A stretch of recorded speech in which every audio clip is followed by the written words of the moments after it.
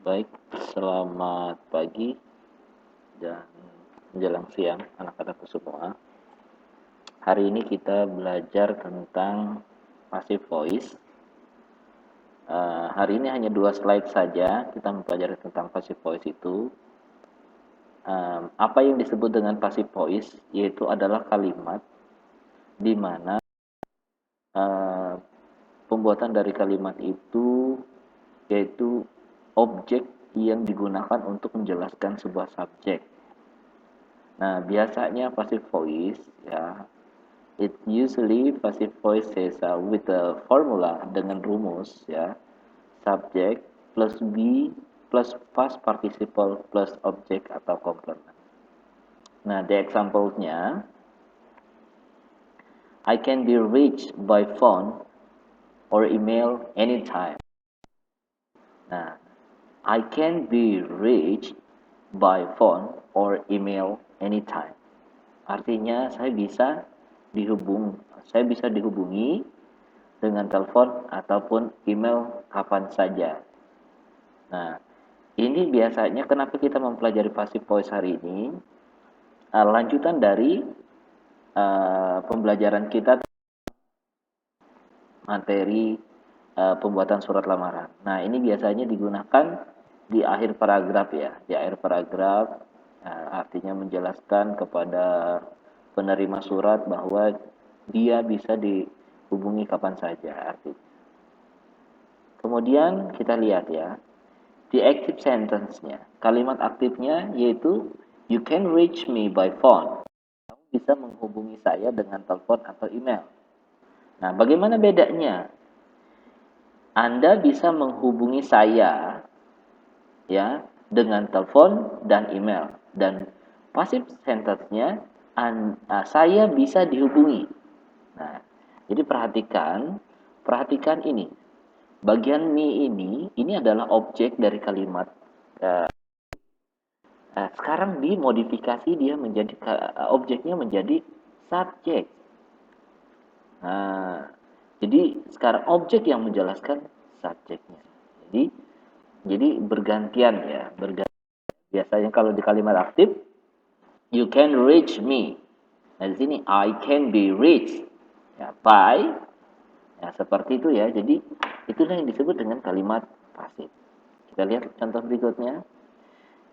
A sentence is a passive when the receiver of the action.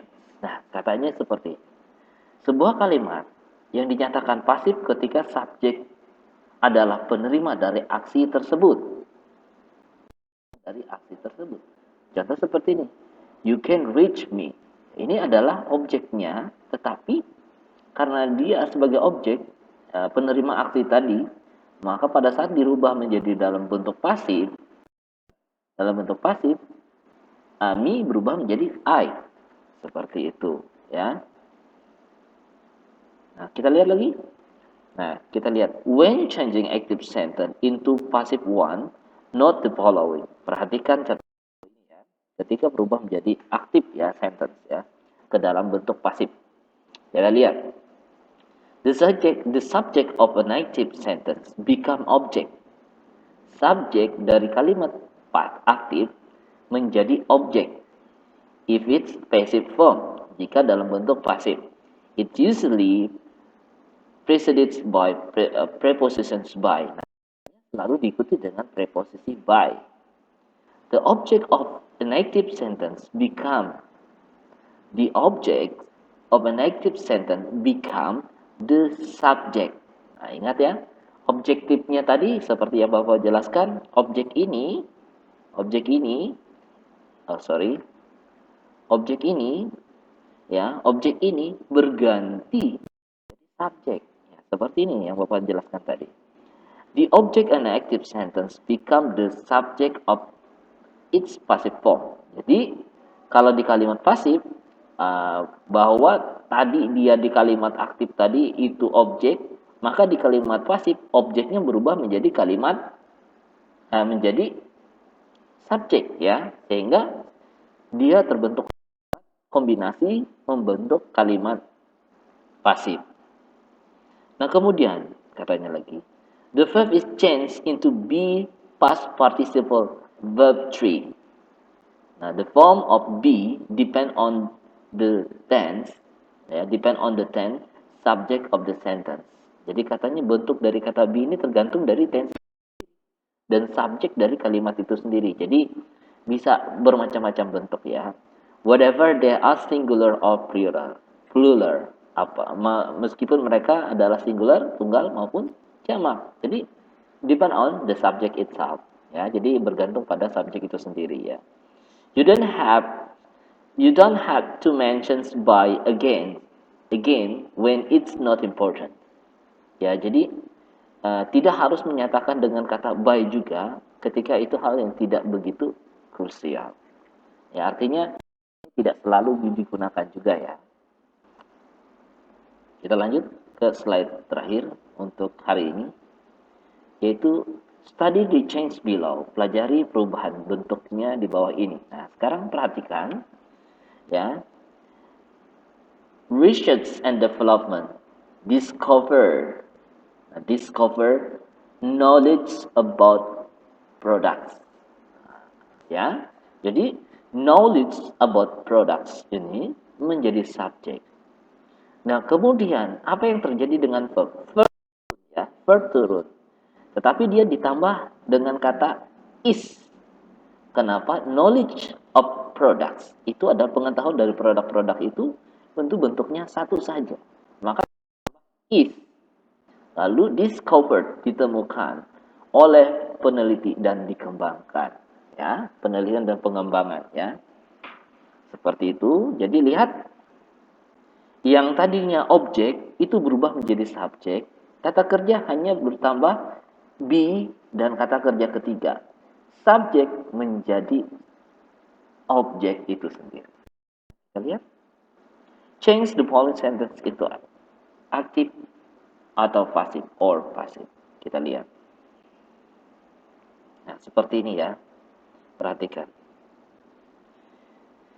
The product are improved by this department. Produk ini dibentuk dibentuk oleh departemen ini. Kemudian it also create a new products. Nah, yang di atas nomor 1 ini adalah bentuk kalimat pasif. Bagaimana kita tahu ini adalah kalimat pasif? Are dan kata kerja ketiga. Dan ini bagaimana kita tahu bentuk kalimat kalimat aktif?